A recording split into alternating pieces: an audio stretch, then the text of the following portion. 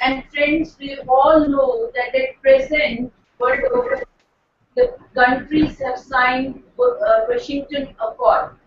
And when we talk in terms of Washington Accord, it started with 6 countries, but at present there are 15 permanent signatories to Washington Accord. And all these countries have signed an agreement for mutual recognition of the qualification, and India is also aspiring to be member, that is permanent member. At present it's a provisional signatory, and very soon the country is going to be permanent member. And all these countries who have signed an accord, they follow outcome based education. When we talk in terms of outcome-based education, that means we are all concerned with what a student will be able to do after the completion of the program. So we are more concerned about the graduate attributes. That means the competencies or the capabilities a person would acquire.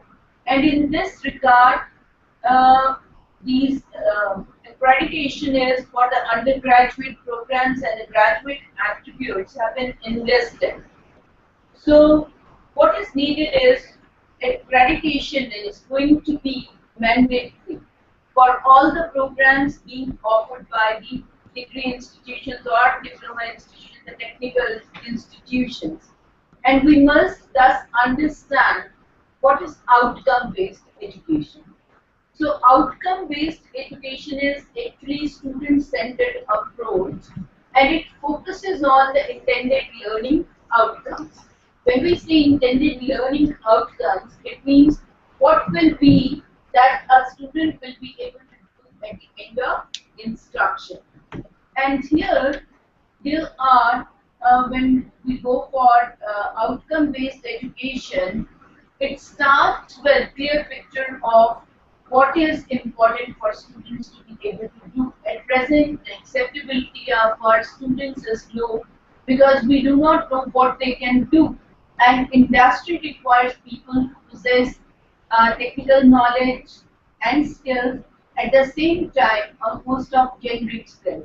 So industry is more concerned with ability to perform, ability to carry out tasks at the workplace. And the curriculum is designed on the basis of these outcomes which we expect the student to have. And delivery of the instruction is also aligned with the outcomes as well as the assessment of outcomes. And these are K to K, as has been referred, the attributes which are to be taken into account. So the student need to possess all these attributes at the end of the program. So I'll not be going into details of these attributes. These you can go to the NBA site and see for yourself the A to K educational outcomes which have been listed there. But while what we focus on, this is what I refer to, that outcome-based education focuses on what the student should be able to do at the end of program. And the curriculum, teaching, learning strategies, and assessment of the students, that is all assigned to the outcomes we expect out of the particular program. And in this context, we must understand what are these intended learning outcomes. In other terms, when we say intended learning outcomes at each topic level or at each lesson level, the teacher must try to specify instructional objectives.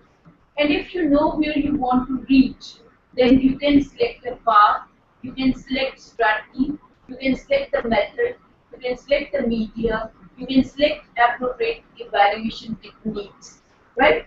So I'll first try to clarify this concept of instructional objectives, and you can simply see that these are statements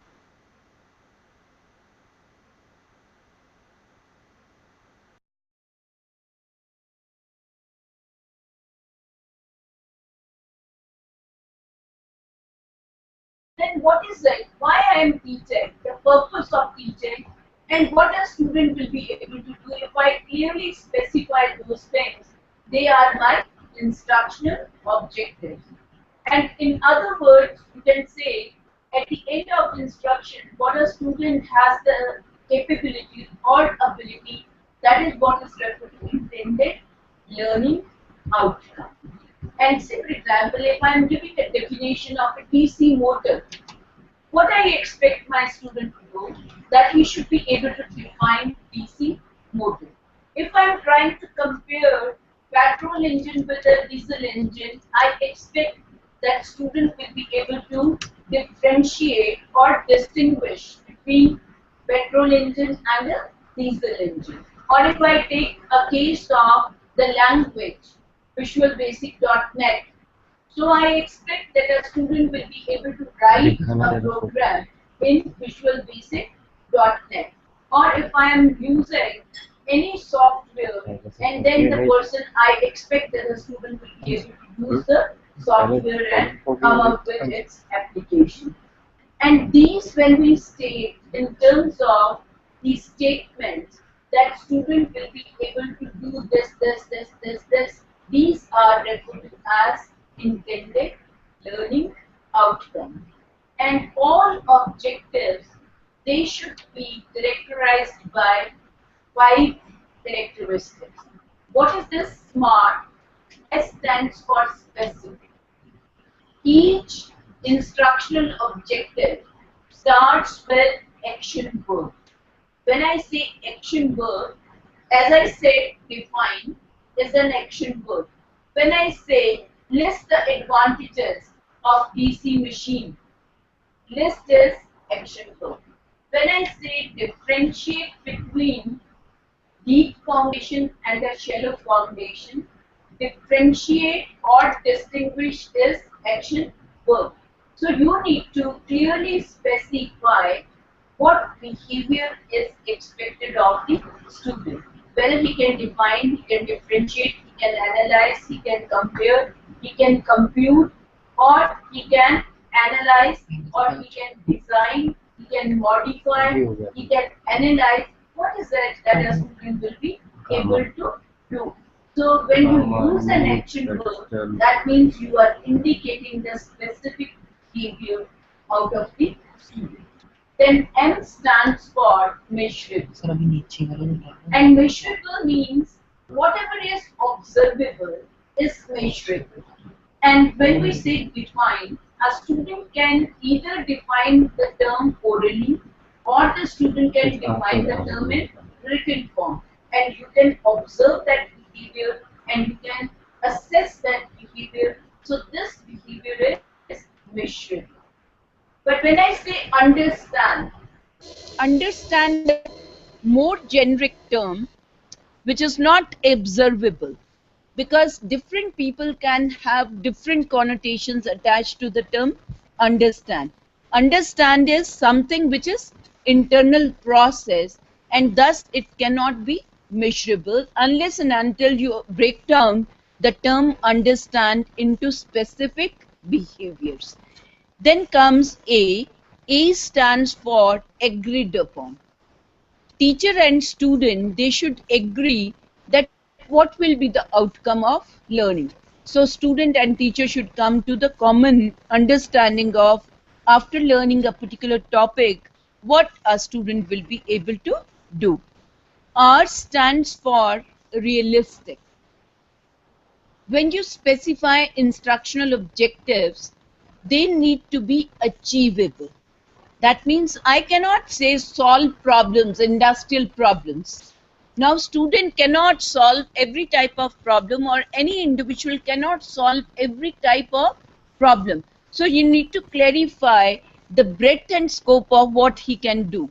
That means you simply say solve the problems, like you said yesterday, higher order differential equations, right? So you are clear cut determining the scope within which a student can operate.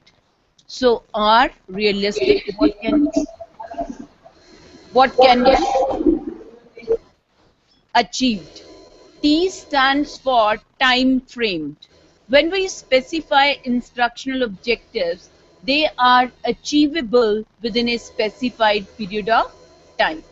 So, whenever you write objectives, they should be specific, measurable, agreed upon, realistic, and time framed. Now we come to that when we write these objectives, what a student will be able to do, these serve very important purposes for the students and teacher. Now the very first purpose is that you try to motivate the student to learn the topic which is at hand. Now say for example, we have taken the example of differential equation. So when I am teaching differential equation, I expect that the student will be able to solve the differential equation of first order, second order and higher order. And when I specify this to my student, then my student is motivated to learn because he is not at present able to do that. So he is also motivated to learn the topic so that he can solve the problems, differential equation problems. Then one can monitor progress.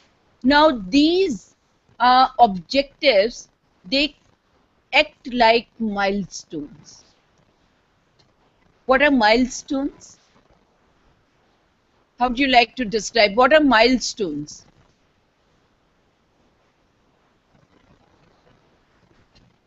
Milestone तो पता होगा? Any response from the center? Yes? क्या होते हैं milestone? क्या होता है?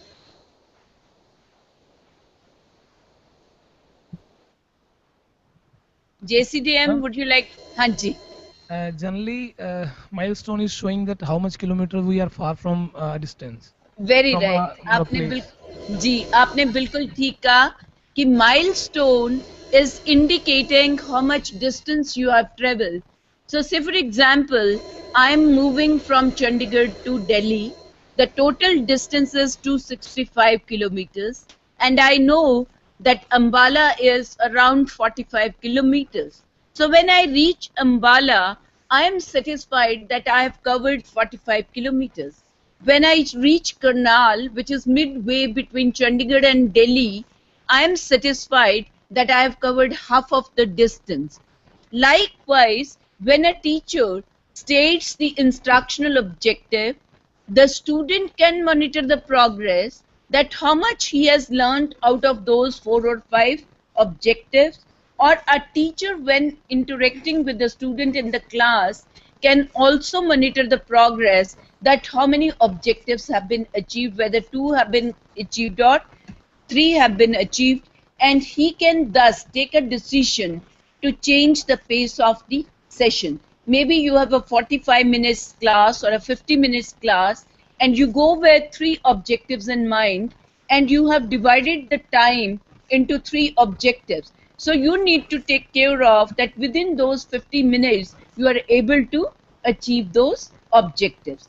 Same way, a student, when he knows that these are the 4 objectives and he sits for study and he tries to answer, say you have said define, so he tries to define. So he says, how much have I achieved out of these 4 objectives? 2 I am able to achieve, or 3 am I able to achieve, or all the 4 I am able to achieve. So a student can monitor his own progress, or the teacher can monitor the progress in the class. Then these objectives, when they are specified, they help the teacher in selection of the relevant method and media and activities which are to be integrated in the classroom situation. Now, let me take an example. When I want to say that I want that my student should be able to differentiate between metals and non-metals, then it becomes important for me as teacher that I try to bring in the similarities and the differences between metal and non-metal. and I show these differences and similarities, maybe with the help of a tabular form, where I, on one hand I write metal, another side I write non-metal, and then I first deal with similarities, then I deal with differences. Or for example, I am teaching planetary movements. I want to show how planets move, right? Or how they are organized. One thing is I can deliver without the use of media, but this will not help. So the media which I can use is, maybe I use the animation or and show them the organization of the planets and the movement of the planets. So that gives me an indication what kind of media can be used. Or say for example, you want to show the relationship between V and I, voltage and current.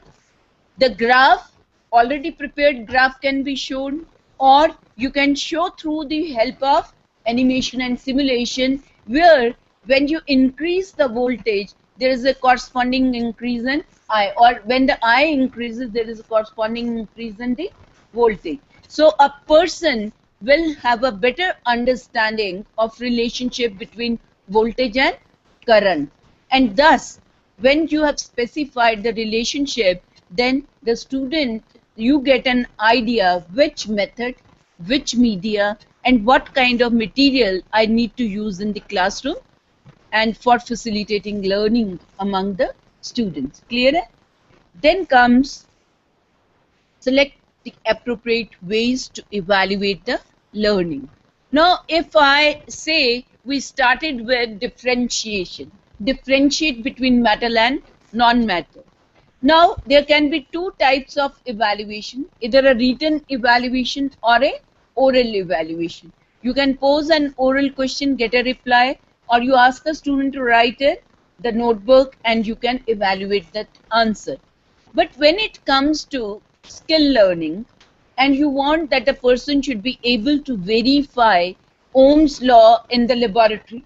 Now here, you cannot use either a written test or the oral test, but you would like to use a performance test where the student goes to the lab, he tries to set up the experimental setup, and then he tries to verify the Ohm's law in the laboratory. So this would require a performance test on the part of the student. So if you are very clear that what a student will be able to do, so you can select an appropriate technique of evaluation for evaluating the student's performance. So it helps. So I have covered this. In addition to that, I would say if you write down objectives, you are able to communicate to the outside world. Now I say I have been a student of civil engineering. I have read these papers. Now this doesn't tell the other person what I can do. But if I say I can design a bridge, I can design a road, I can give the design of the payments, I can let you know the materials which can be used for construction of these things, you are now speaking of the capability you have acquired after attending the program in civil engineering. Or a student of computer science can better communicate to the outside world that what he can do. He can write softwares in which language, or what kind of softwares he can use for designing the product. So when you tell the ability or the capability you have acquired, the other person is in a position to understand better. So these are 5 major purposes which can be served by the instructional objectives. Now we come to when a student is there, we want to enhance his knowledge. So anything which deals with increasing or enhancing the knowledge of the student, it falls in cognitive domain. Anything which has to do with acquisition of information. So anything which goes and build up the knowledge on the part of the learner, that comes under cognitive domain.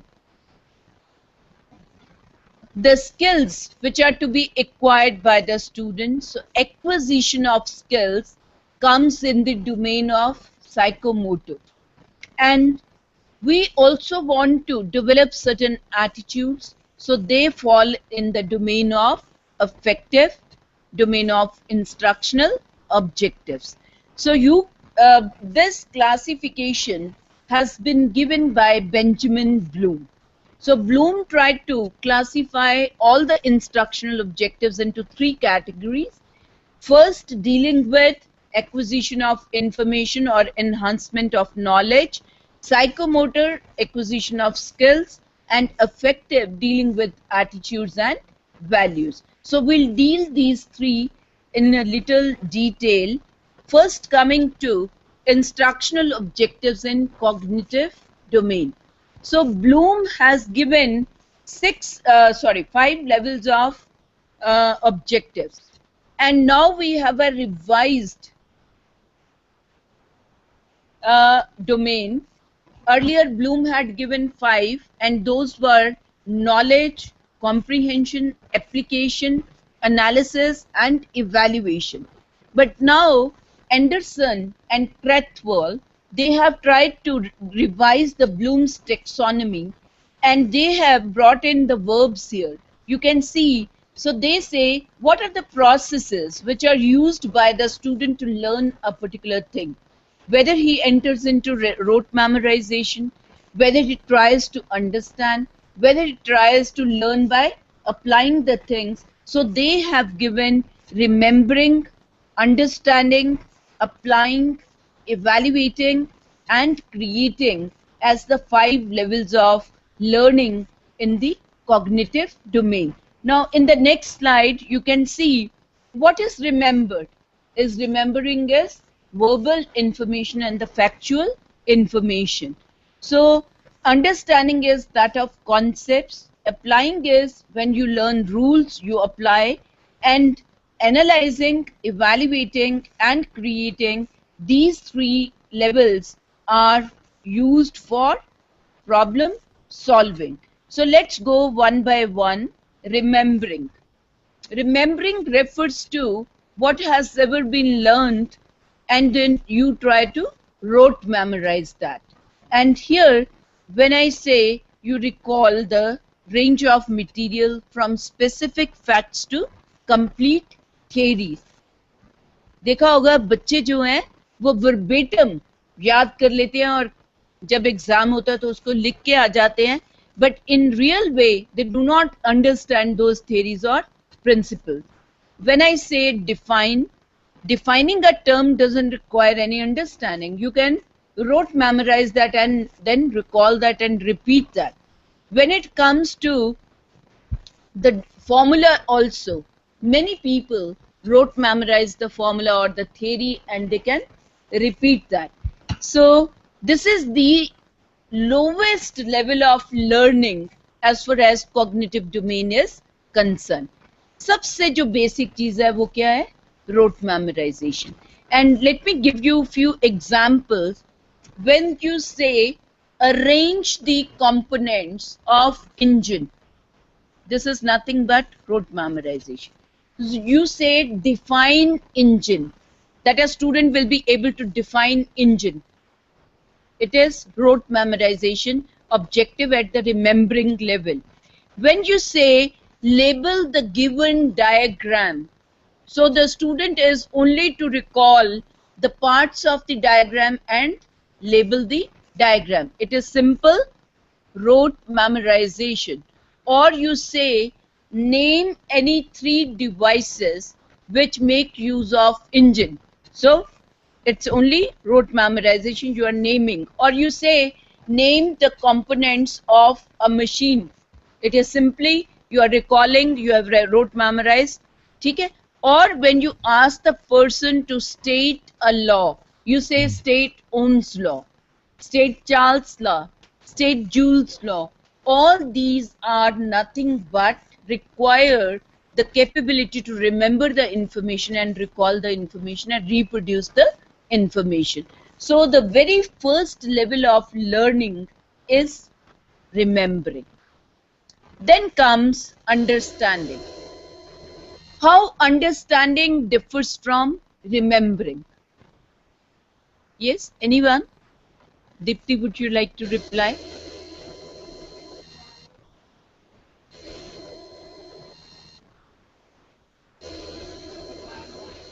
Okay, thank you. Anybody from the center would like to reply how remembering differs from understanding? Ma'am जैसे अभी आपने कहा कि जो बच्चे हैं हाँ जी, वो चीज़ें समझते नहीं हैं चाहे लेकिन लिख देते हैं. हाँ, So this is okay, the difference between understanding and remembering. okay. They Gurpreet ji remember. बोल रहे हैं ना? जी ma'am. Gurpreet, thank you. So, friends, when we say understand, that means a person, a student has the capability to translate the material from one form to another. That is, he can convert words to numbers or he can interpret the material. Now, when I say a student can explain semiconductors in his own words, that means he has understood the concept. Or when we say a person can give examples of a two-stroke petrol engine, person has understood the concept of two-stroke petrol engine. Or when a person can identify carburetor from the given components, then also we say that the person has understood the concept of a carburetor. And then by estimating future trends, that means if a person is given 10 years data that the wheat price for the last 10 years was this, can you predict the price of the wheat in the year 2020? If you can do that, that means you have understood the concept of predicting, projecting the figures, right? So when we say the person has understood, when the person can explain the concept in his own words, when the person can give examples of those concepts, when the person can interpret the relationship between the different concepts, and the person has the capability to project or to predict the phenomena in the future. And here the verbs which can be used, they include, I'll pick up few examples. Explain. When you say explain the concept of force and you say define force, define is remembering, where he is simply recalling the definition and repeating that definition or reproducing. But when I say explain the concept of force, I expect that the student will be able to elaborate on the definition and he'll be able to give one or two examples of force. Then see here, it is written differentiate, and I have been taking example differentiate between metal and non-metal. So a person knows the definition, he knows the characteristics of metals and non-metal, and he is now able to put it the same in his own words is understanding. Or when we say interpret the given graph, which is showing a relationship between two components, maybe stress and strain, and you say stress is directly proportional to strain. If the person can interpret the graph and come out with the conclusion that stress is directly proportional to strain, that means he has understood the relationship between stress and strain, and he has the capability to interpret, right? So understanding level pay, the verbs which are most commonly used would include explain, interpret, distinguish, differentiate, compare, right? Or compute, even compute. You know the formula for length, calculation of the area of a rectangle, that is length into breadth. Now you apply that rule to compute the area of any given object or a room or a building. That is, you have comprehended or you have the ability to understand the rule of calculating the area. ठीक है? Now the next higher level is applying. How would you like to interpret applying? क्या होता है applying? और क्या apply करते हैं हम?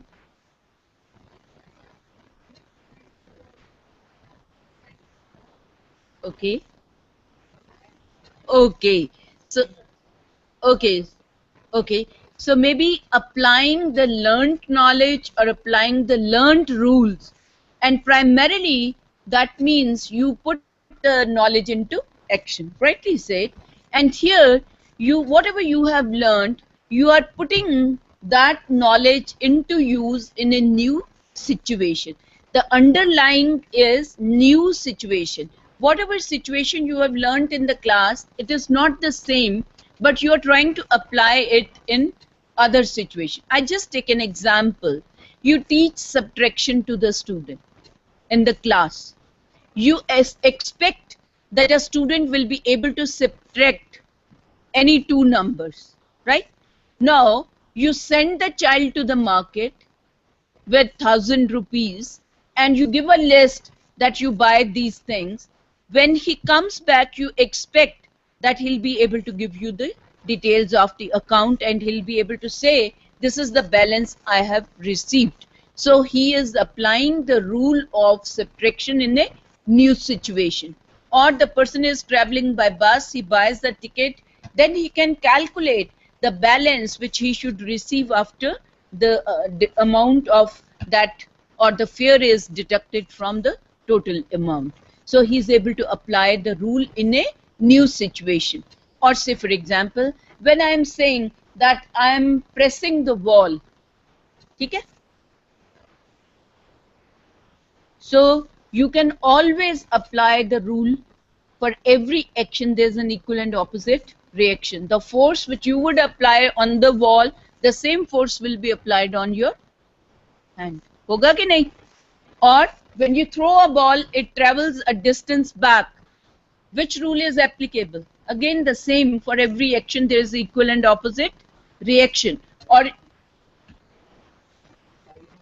firing of a bullet, so that is also the same. So that law is applicable in a new situation. Or I say, when the person has learned a rule of law of refraction, he can shoot an underwater target because there the law of refraction is applied.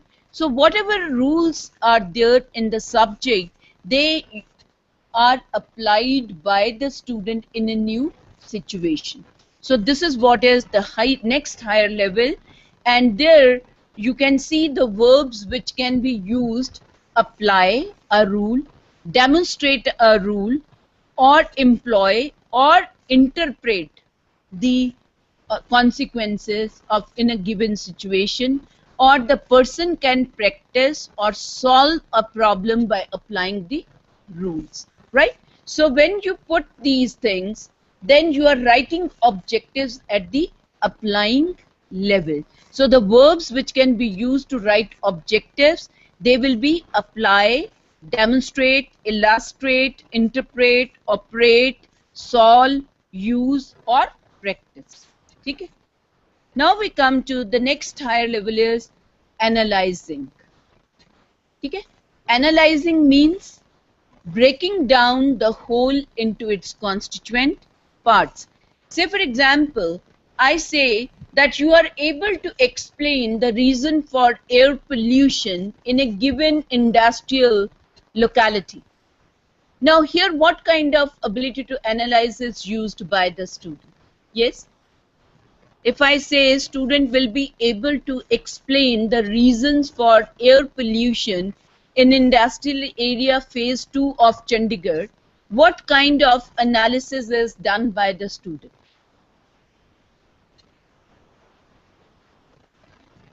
Yes? He should know what kind of industries are there in industrial area phase 2. How many industries have emission from that location? How many of them are thus contributing to the air pollution? यही तो करना है ना? So he's breaking down the whole into its constituent parts, and he's able to explain the reasons for air pollution. So analyzing simply means ability to break down the material into its component parts. Now here the verbs which can be used is analyze. Now say for example, I give you a program written in C++ and I asked you to identify the problem or the mistake committed by the student in writing a program in C++. That means this requires ability to analyze. Or a student has drawn a circuit diagram and you say identify the fault in the circuit diagram. Okay? So this would also requires ability to analyze. Or a person has computed a certain values, or he has applied certain rules to solve a problem, and but he's not getting the right answer. Again, you can identify the fault or the mistake made by the student or by you. So that is ability to analyze. So here you can see analyze, compare, contrast, criticize, examine, explain. These are some of the verbs which can be used to write objectives at the analyzing level. Then comes the next higher level, evaluating. May I know from the audience what is evaluation? When would you say that you are using the ability to evaluate? Just give me one example where this ability is utilized. Ji, any example you can quote?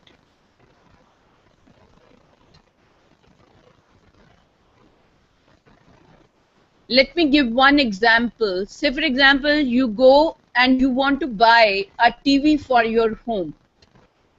You go to the marketplace, you go enter one shop, you ask the person to show you the different models of TV. You look to the different brands, you look to the different models. Then what do? You compare one model with the other. Then you look what to your own resources. Which one fits my pocket? You take a decision. So when you are comparing, you are actually determining the worth of a particular product in comparison to others, and then you are taking a decision whether I should go and buy this or the other one, right? So evaluating involves two things: determining the worth of a phenomena, object, process, or a technique, and taking a decision. So this is what is written here, the ability to judge the value of the material. It is or based upon different criteria. This is ability to evaluate. And these are the learning outcomes of highest order. And here, say for example, wherever there are two methods to do certain tasks, there are two techniques whereby you can produce a product, there are two materials which can be used to produce a product, there a selection needs to be made by the individual.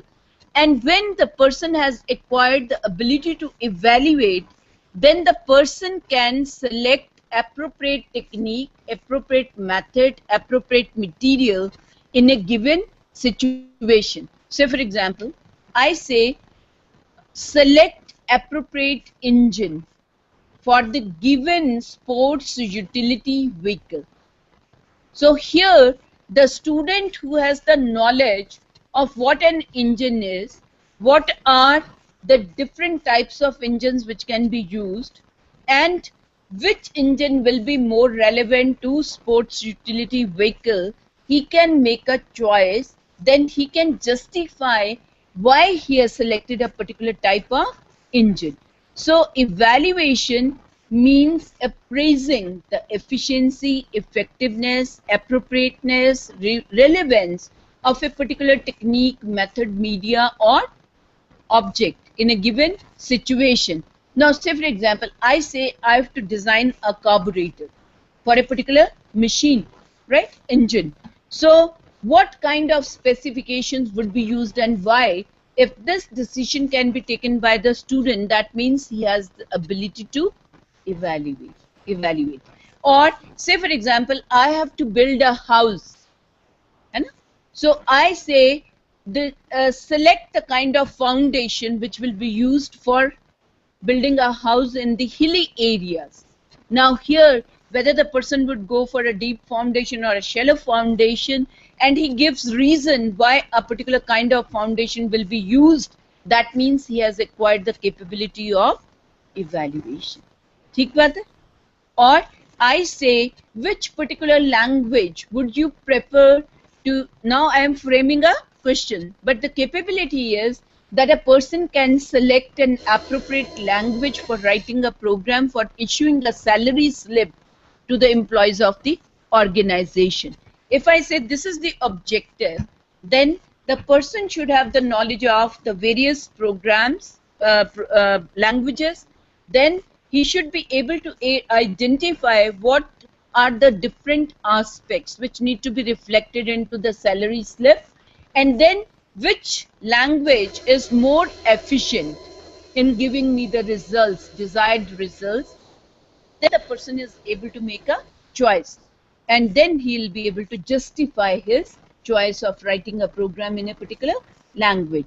So objectives at the evaluating level means a person can select, person can appraise, person can judge, person can evaluate, person can determine the worth of any phenomena, object, technique or method in a given situation. Now the highest level in the cognitive domain, that is sixth level, is creating.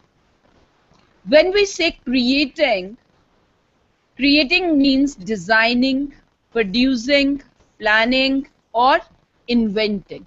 Just let me take an example. You teach design subject, and from a civil engineer, I expect that a student will be able to design a staircase for a 5-story residential building, or a student will be able to design a residential building for 500 people to be housed in that building. So if a person can give me the design, that, or design a bridge, or design a road, or design a laboratory layout for a, say I want to have a highway engineering lab. So if a student can give me a design of highway engineering lab, then I say he has the capability to create.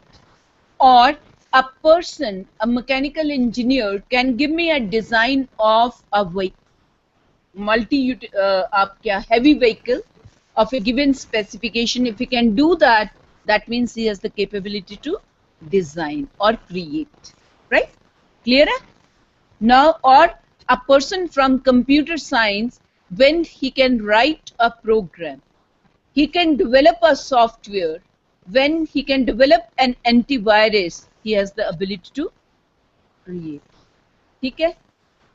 Now we move on to how to write these objectives. Broadly, there are two approaches which can be used to write objectives. One approach is given by Gronland, and another approach has been given by Mager. First, I am touching Mager's approach. According to Mager, when we have to specify instructional objective or write instructional objective, three things are very important. What are those three things? One is the performance. That means what performance you expect from your student. I say solve. Solve is performance, which I expect. Second thing is the objective must clearly specify the conditions under which that performance is to be exhibited. That means I must say solve 8 problems or related to integration out of the given 10. So condition क्या है? 8 out of the given 10, right? Performance criteria is the third parameter. Solve 8 in problems of integration out of the given 10 with 100% accuracy. So performance criteria क्या है? 100% accuracy. So according to Mager, all objectives, when they are specified, these three things should be clearly indicated in the objectives. But when we go to applying, ability to analyze, ability to evaluate and create, it is not easy to write objectives which include all these three components. So this approach requires lot of time to write objectives, and it is not feasible to write objectives at higher level. So what we normally follow is Gronland's approach to writing objectives. And according to Gronland, first we need to write general objectives. And when we write general objectives, they are also to be written in terms of students' behavior. That means whether a student will be able to understand, know, or appreciate. These are the three terms which can be utilized while specifying instructional objectives at the level of generality. Because here I'm saying general objective.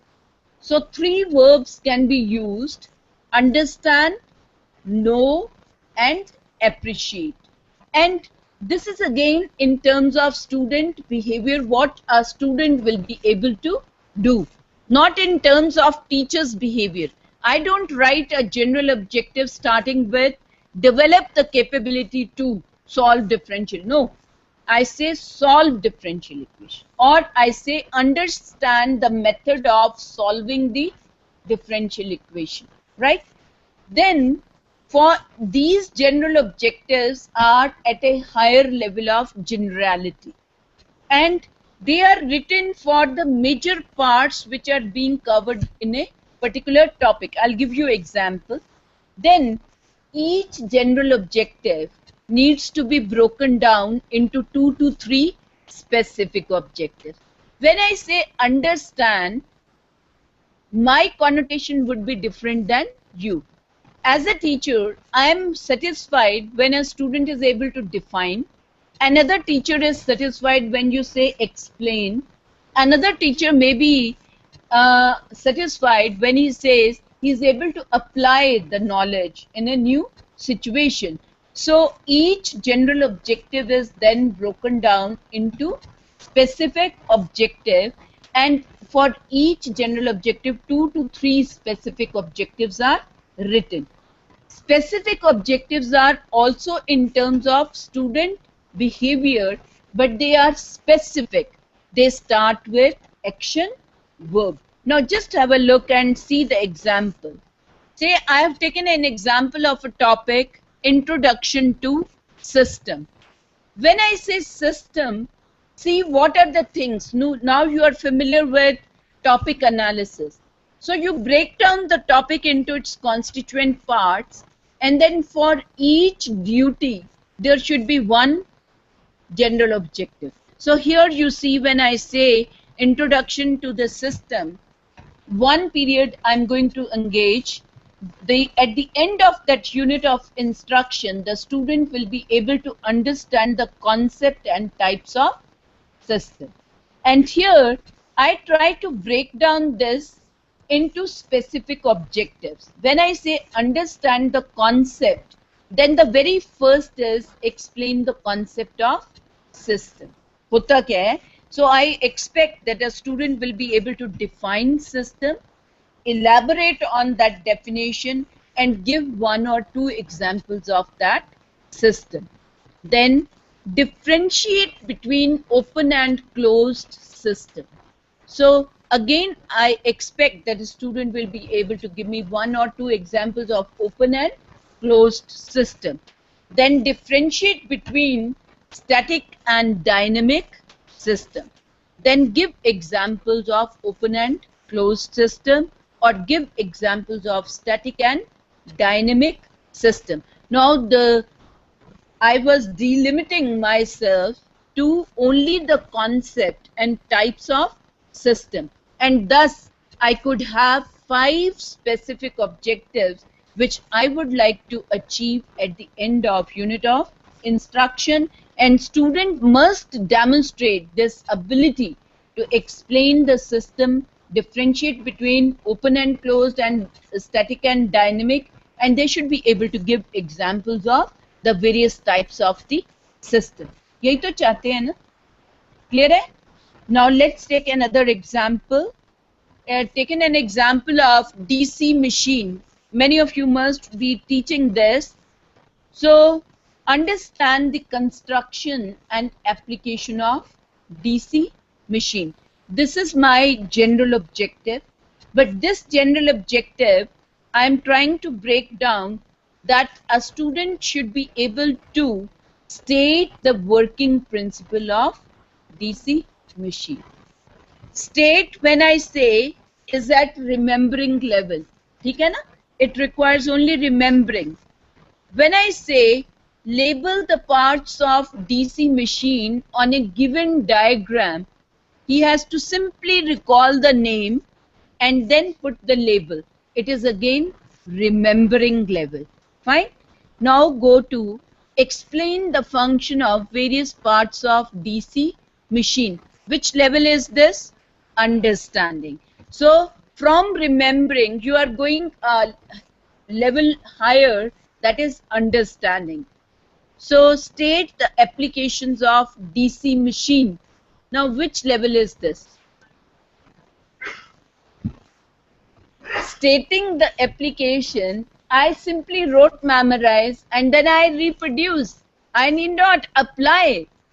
Application level would be apply, right? So when you ask the student to state the application, that he'll be able to state the application, simply that means he has remembered the things and he's reproducing the things. Go to another topic of multi-stage amplifiers. Now look through what you are going to include on the multi-stage amplifier.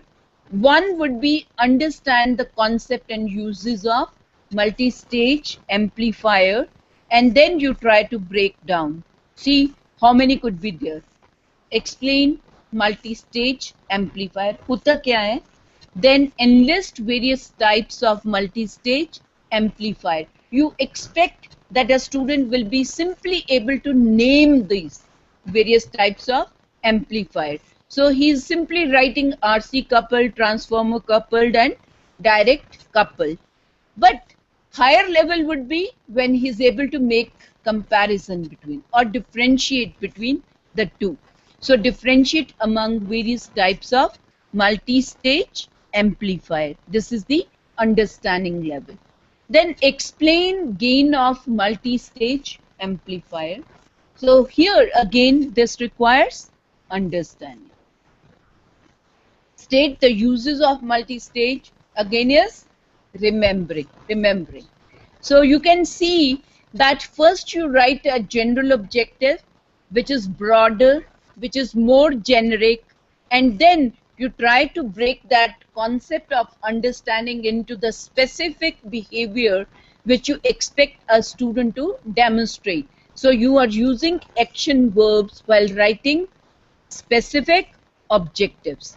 Let's take another multi-stage power and difference. ये तो similar ही हो गया. But here you see when I write determine the AC parameters for a capacitively coupled multi-stage amplifier.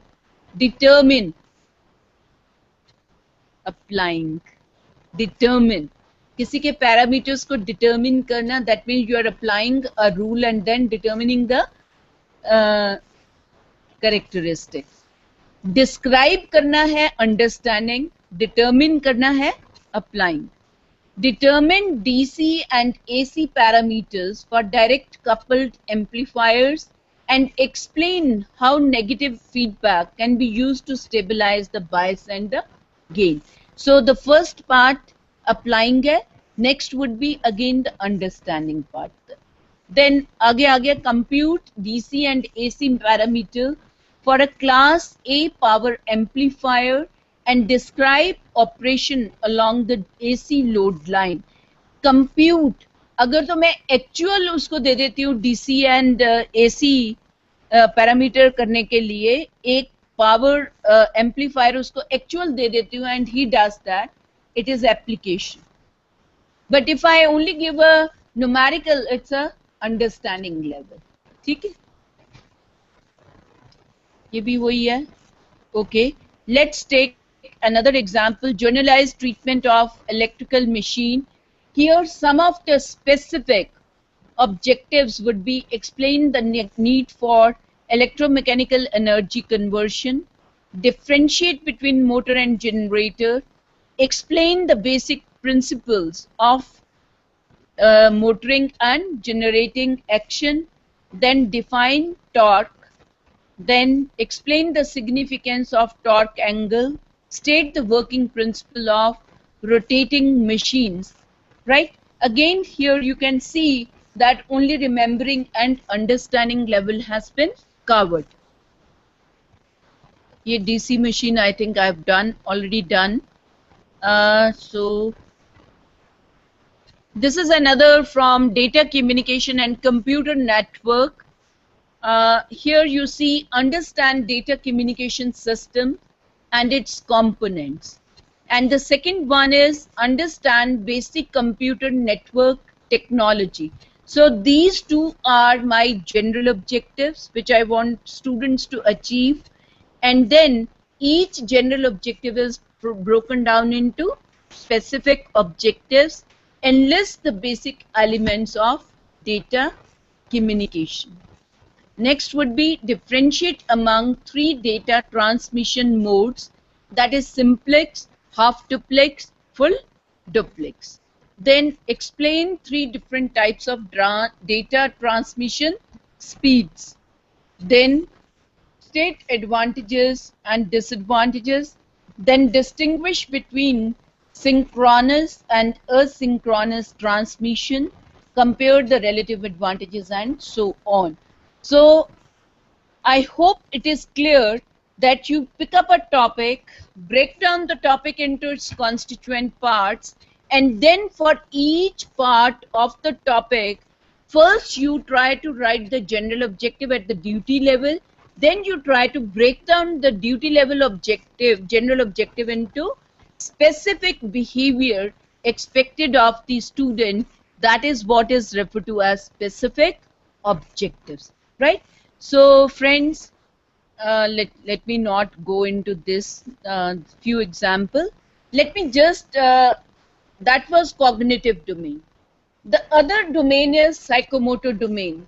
And when we say psychomotor domain, that means it relates to acquisition of skill. And any skill learning starts with, any complex skill learning starts with imitation. Now, even when a small child is made to learn how to sharpen a pencil by using a sharpener, what a parent does or what a teacher does, he tells the child to hold the sharpener, hold the pencil in another hand, insert the pencil into the sharpener, and then rotate it clockwise. And the caution given is that you have to put little pressure on the pencil so that the lead does not break. यही तो कहते हैं ना? And sharpen till you get the desired quality of the lead. यही होता है. But what happens? You don't simply allow the child to do that. First you do yourself. Ask the child to observe you, and then you ask him, okay, no, beta, आप डालो, and आप उसको हाथ देते हो. This is what you are doing. You are allowing him to manipulate along with you. But a stage when you allow the child to do it on his own, that is a stage which is referred to as manipulation. You allow the child to manipulate the machinery, equipment, and the tool. When the person manipulates, he commits mistake, बार बार बच्चा उसको कर रहा है तो सिक्का टूटता जा रहा है, टूटता जा रहा है, और आप कहते हो नहीं नहीं ऐसे नहीं करते. Let me tell you again. And when practice is there, accuracy would creep in, so precision would come. अब क्या हो रहा है?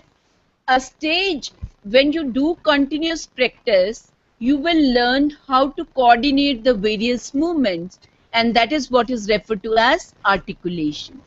And a stage would come where you acquire the ability to modify, to design something new, to evolve a new technique of doing the same thing. अब मैं आपको एक और एग्जाम्पल देती हूँ. How many of you have driven the scooter? करा है? कभी क्लच वायर टूटी है या ब्रेक वायर टूटी है स्कूटर की? आपने क्या किया था? जुगाड़ करके मैकेनिक तक ले गए. लेकिन a lady like me or you will not do this, and what will be stranded on the roadside. That means a novice cannot do it. A person who has mastered the skill of driving a scooter will be able to modify, adapt, and design something, new technique to take the vehicle to the mechanic shop. I take an example of a mobile phone. Now, you see, when the first mobile came, it was only for sending the messages. है ना? Now you see the mobile, it has variety of function. Somebody has improved the product. Somebody has added value to the product. Who can do that? An expert can do that. He has now designed a mobile which can be used for recording the videos, for utilizing the internet, for sending the multimedia messages. Even you can use the mobile phone for the projection of your PowerPoints and so on. So there are a number of functions which have been added to the mobile phone. So somebody has modified, adapted, designed a new one from the original shape. And this is what the highest level of acquisition of a skill. So whatever work activity which you carry out in your laboratories, the workshop, what you expect, a student will be able to do something. है ना? Do क्या करेगा? I take few examples of practical exercise. When you say verification of Bernoulli's equation. Now verification of this equation requires what? It's also a skill. When you say verify Ohm's law, you take the student to the laboratory, he does the experimentation, he takes the reading.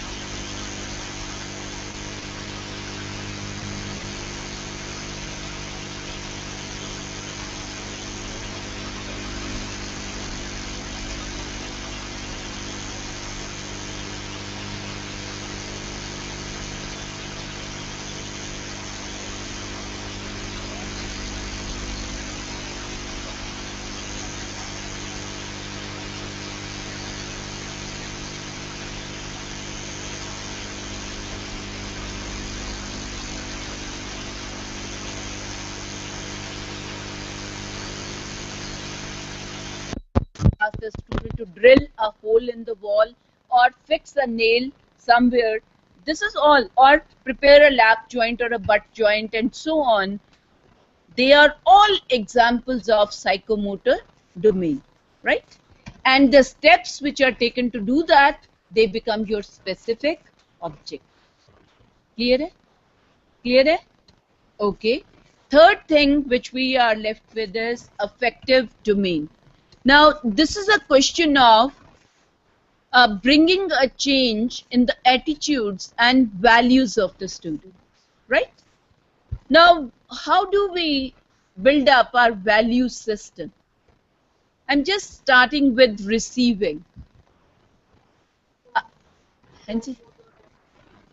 Yeah, role model also. Fine, fine. Okay. First thing, the student keeps on receiving do's and don'ts. देखो आप अपना बचपन याद करो. माँ ने बोला, do not talk to stranger. Don't be out for late. Go to bed early. Get up early in the morning. Always speak truth.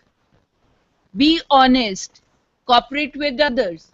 ये जो do's and don'ts हमें जिंदगी में मिलते हैं from the childhood, they are the basis for our value system, right?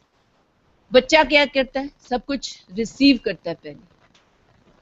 Then he starts responding. कुछ चीजें तो वो मान लेता है, कुछ को वो क्वेश्चन करना शुरू करता है. Why should I go to bed early? Why should I get up early in the morning? Why should not I talk to strangers? Starts responding to those things, positively or negatively. Valuing, he starts valuing, attaching value to certain things. As an individual, you may value 10 things. You may value time, you may value people, you may value honesty, you may value the teamwork, you may value the task, you may value the time, and so on. So there are a number of things which we value. You accord some weightage to these things in your life. Then comes organization. If you have to choose between the two values, say, my friend, he has met with an accident, there was an accident which took place. Now, I value speaking truth, I value the relationship. Okay? But out of the relationship and the truth, which one would I pick up? That is the priority I accord to a given value. If I want to save my friend, I'll speak. I tell a lie. If I don't want to, I value the relationship, then I'll lie. But if I don't value the relation, I give more weightage to truth, then I'll speak the truth. Maybe he has to face the consequences. Organization. If you have to pick up or choose from two values, which one would be given more weightage? So you always arrange the values in order of priority. So that is what is referred to as organization. Highest level in the value system is when you personify that value.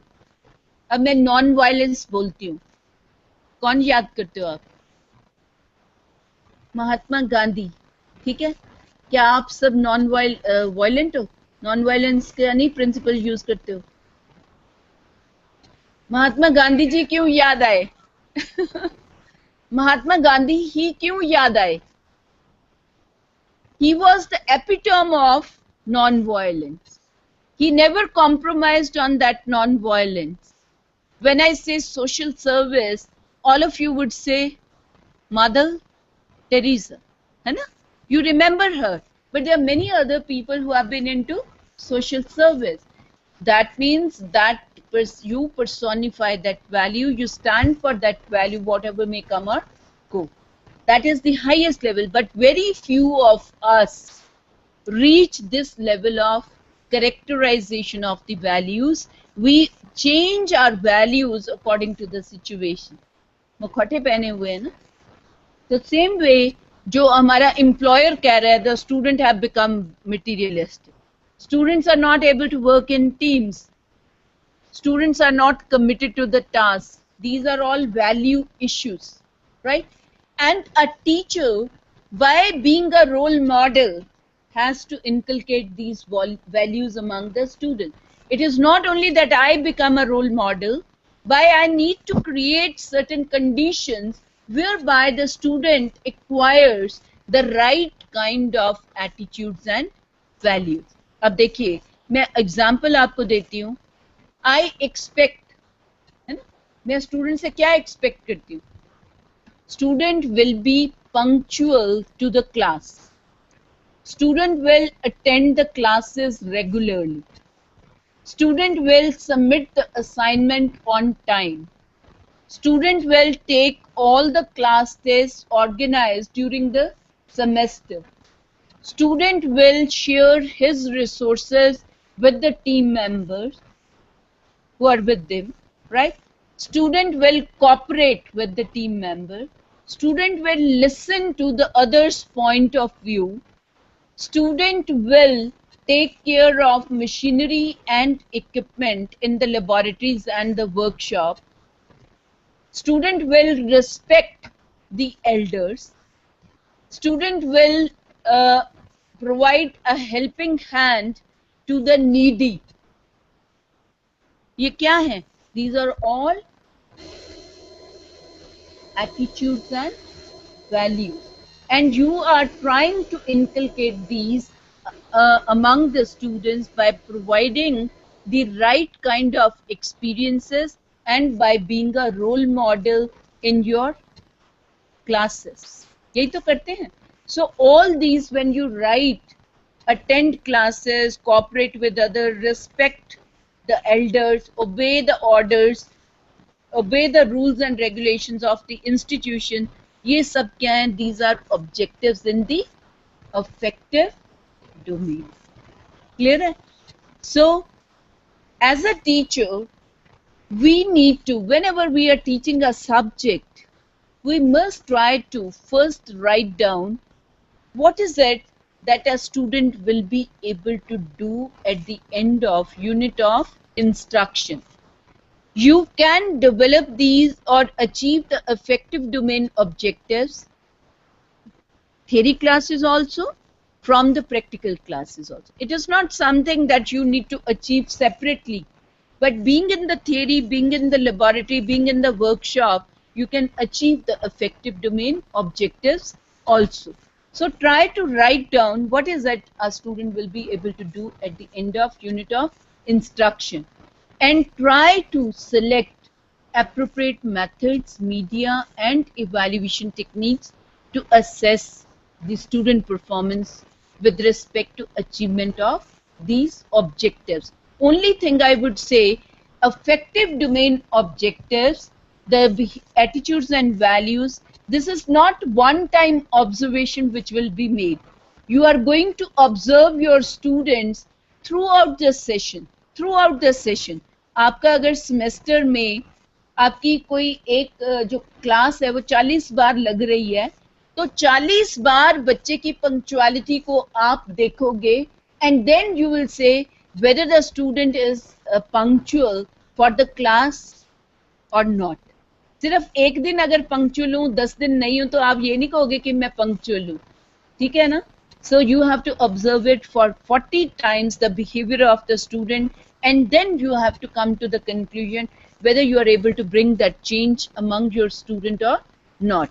So friends, here I stop, and I would request you can write objectives for one of the topics taken from your subject you are teaching in the institution, and then try to share with each other and then find out whether you are able to write or not. And the next session which we have today, that is on selection of methods of instruction, and we'll be focusing only on 3 methods of instruction, that is case study, brainstorming and collaborative learning. These are the 3 which will be taken up in the next session. So thank you very much. If you have any question, you are welcome. Ji, may I ask from the Bikaner College if you have any question, the participants? The participants, if you have any question for me, I would like to answer that. or anybody from the Northern India College of Engineering or any question?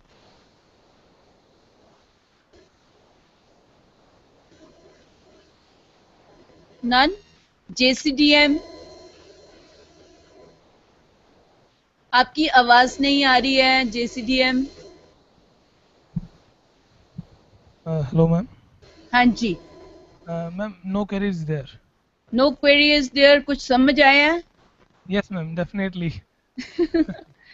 अगर ऐसा आता ना response कि कोई question नहीं है, इसका मतलब शायद यहाँ कुछ नहीं समझ आया. नहीं मैम, ऐसा नहीं है, बहुत बढ़िया लेक्चर था और बहुत अच्छे से समझाया सबको, पर उसमें कोई क्वेश्चन अभी किसी के माइंड में राइज नहीं हो रहा है. चलो, anyway, I'll have the opportunity to interact with the group tomorrow also in the morning. So by that time, if any question is there, you can post that question tomorrow morning, right? Definitely. So thank you very much. We break for lunch and reassemble at 2, right? 2:10 तक आ जाओ, 2:10 तक.